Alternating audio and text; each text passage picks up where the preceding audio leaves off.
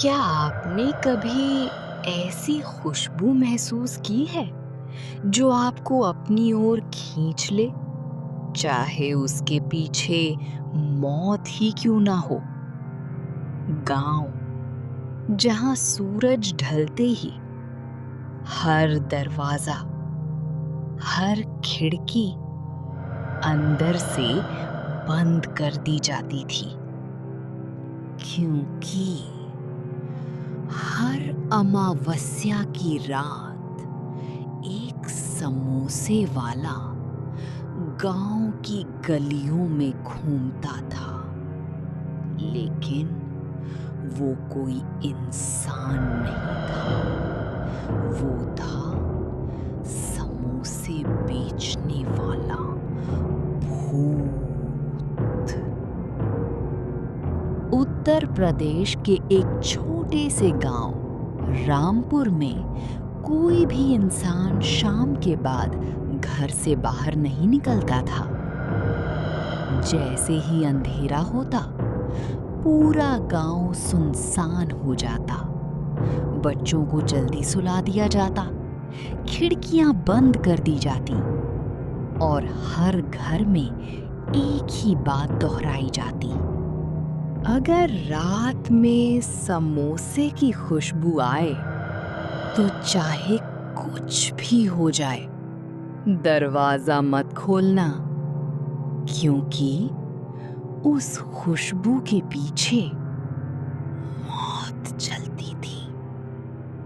18 साल बाद राजन शहर से पढ़ाई पूरी करके अपने गांव लौटा। उसकी माँ ने उसे गले लगाया, लेकिन साथ ही कहा, बेटा, शाम होने से पहले घर आ जाना। ये गांव पहले जैसा नहीं रहा। राजन मुस्कुराया। माँ, अब मैं बच्चा नहीं हूं।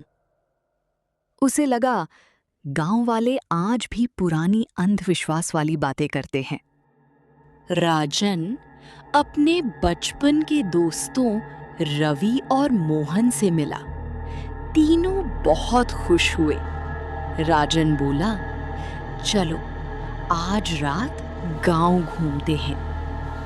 दोनों दोस्तों के चेहरे का रंग उड़ गया। रवि ने धीरे से कहा, रात में कोई बाहर नहीं निकलता। मोहन बोला, समोसे वाले भूत से बचना है तो सूरज ढलने से पहले घर पहुंच जाना। राजन हंस पड़ा, तुम लोग अभी भी भूतों से डरते हो? रात हो चुकी थी। राजन दोस्तों की बात भूलकर अपने कमरे की खिड़की खुली छोड़कर सो गया। आधी रात एक अजीब सी खुशबू धीरे धीरे उसके कमरे में भरने लगी। ताजे गरम समोसों की खुशबू, इतनी लाजवाब कि कोई भी खुद को रोक ना सके। फिर बाहर से आवाज आई, गर्मा गर्म समोसे अभी अभी बने हैं। राजन नींद में ही दरवाजा खोलकर बाहर निकल आया। गली के बीच एक पुराना ठेला खड़ा था। उस पर मिट्टी का चूल्हा जल रहा था और उसके पीछे एक आदमी खड़ा था। उसका चेहरा आधा जला हुआ, आंखें सफेद और मुस्कान डरावनी थी। राजन कुछ समझ पाता उससे पहले भूत ने उसका हाथ पकड़ लिया और अगले ही पल दोनों जंगल के बीच एक टूटी हुई समोसे की दुकान में पहुंच गए। भूत ने अपने लंबे नाखून उठाए। तभी उसकी नजर राजन के गले में पड़े पुराने तावीज पर गई। वो अचानक रुक गया। उसकी आंखों में आंसू आ गए। ये ताबीज तुम्हें किसने दिया? राजन बोला। मेरे पिता ने। उन्होंने कहा था ये मेरे दादाजी की आखिरी निशानी है। भूत घुटनों पर बैठ गया। तुम्हारे दादाजी मेरे सबसे अच्छे दोस्त थे।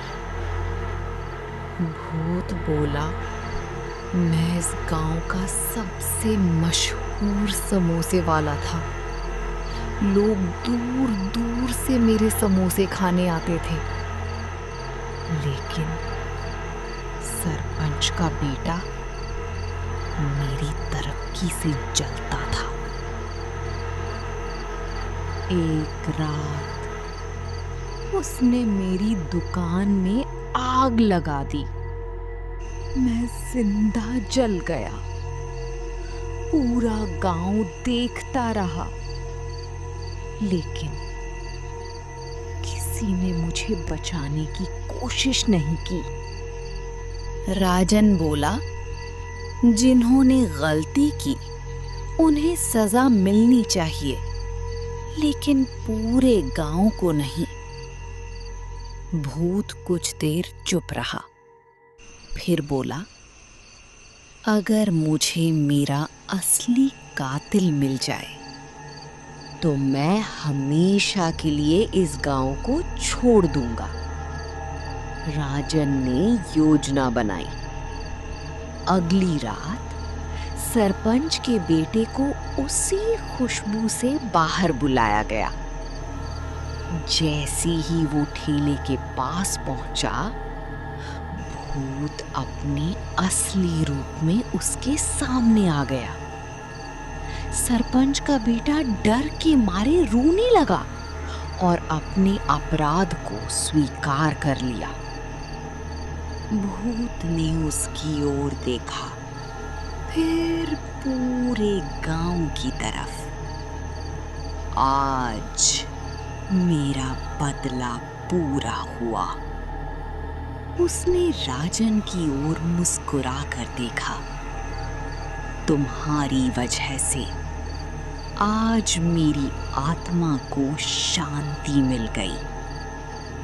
धीरे धीरे उसका शरीर धुएं में बदलने लगा, लेकिन जैसे ही वो गायब हुआ, ठेले पर एक प्लेट में 4 गरम समोसे रखे हुए थे।